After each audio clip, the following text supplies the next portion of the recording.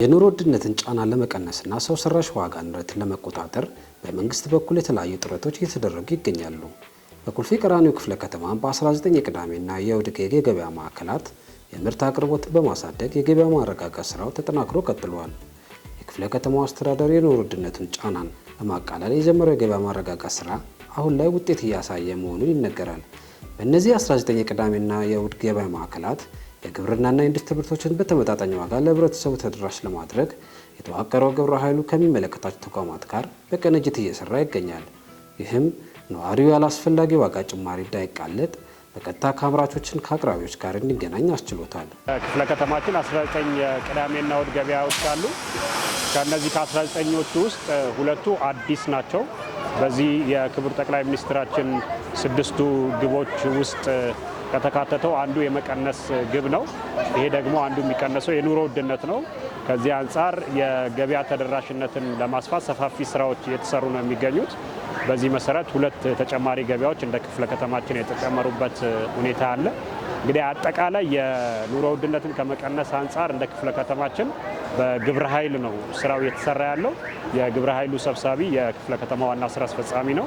በወረዳ ደረጃ ሲሆን ደግሞ የወረዳ ዋና ስራ አስፈጻሚ ግብረ ኃይሉን በበላይነት ይመራል ማለት ነው። ሁለት ንዑስ ኮሚቴዎች አሉ። አንደኛው ንዑስ ኮሚቴ የአቅርቦት ንዑስ ኮሚቴ ነው። ሁለተኛው ንዑስ ኮሚቴ ደግሞ የቁጥጥር ንዑስ ኮሚቴ ነው ማለት ነው። የአቅርቦት ንዑስ ኮሚቴ በዋናነት ምርት በስፋት በገበያ ውስጥ ተደራሽ እንዲሆን ከማድረግ አንጻር ይሰራል ማለት ነው።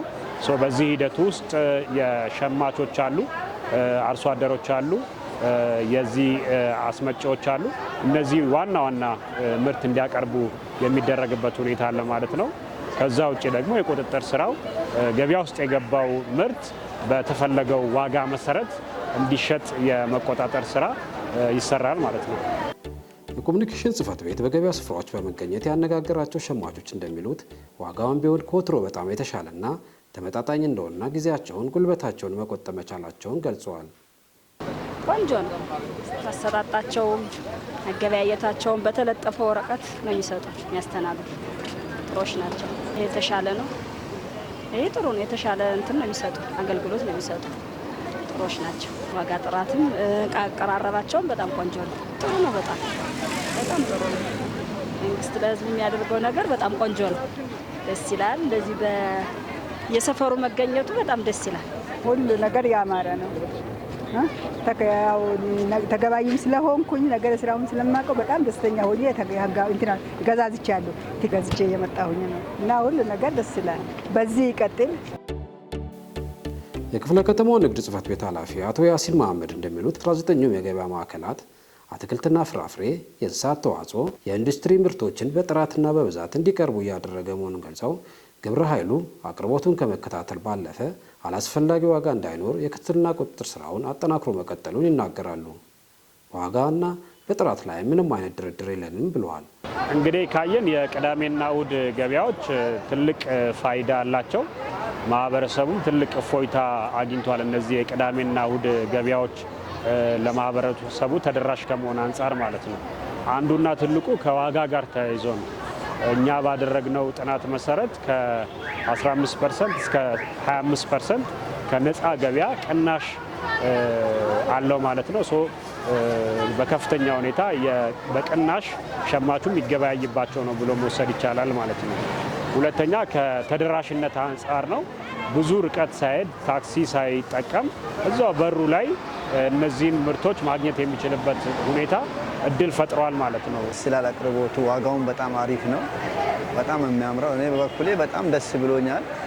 ህብረተሰቡም መጥቶ የፈለገውን እያገኘ በተመጣጣኝ ዋጋውም አሪፍ ነው እና በጣም ደስ ይላል። ይሄ በጣም አሪፍ ነው። ይሄ በጣም አሪፍ ነው ለህብረተሰቡ። ህዝቡ በየቦታው እንደዚህ አይነት ነገር በመኖሩ በጣም ደስተኛ ነኝ እኔ በበኩሌ ማለት ነው እና ከሰፈር ካለው ሽያጭ ላይ ያለው ሽያጭ በጣም ልዩነት አለው። ደስ ይላል። በተለጠፈላቸው ዋጋ ነው የሚሸጡት። በተለይ እዚህ አካባቢ ቲማቲም አሁን ሰፈር ውስጥ 45 ብርና 50 ብር ነው። ሽንኩርት 60 ብር ነው ይሉት ሰፈር ውስጥ። እዚህ ሽንኩርት 30 ብር ነው። ልዩነቱ በጣም ከግማሽ በትንሽ ነው የሚጎለው። መንግስት ይሄን ስላቋቋመልን ነው አሁን በልተን ማደር የጀመርነው። አሁን እዚህ ለሳምንት ገዝተን እንሄዳለን፣ ሳምንት እንጠቀምበታለን። የክፍለ ከተማው አስተዳደር ይህንን የገበያ ማረጋጋት ስርዓት ከጊዜ ወደ ጊዜ በማሳደግ የነዋሪውን ኑሮ ለማቃለል ቁርጠኛ መሆኑንም ገልጸዋል።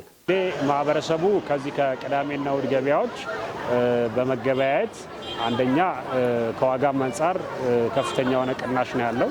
ሁለተኛ ፍሬሽ የሆነ ምርት ነው የሚጠቀመው። ከዚህ ውጪ ደግሞ እንደሚታየው አክሰሰብል ነው፣ ሁሉም ቦታ ላይ ተደራሽ ነው። ቢያንስ እንደኛ ክፍለ ከተማ በሁሉም ወረዳዎች ላይ ገበያዎች አሉን ማለት ነው እና እነዚህ ገበያዎች ላይ መገበያየት ይኖርበታል የሚል መልእክት ማስተላለፍ ፈልጋለሁ።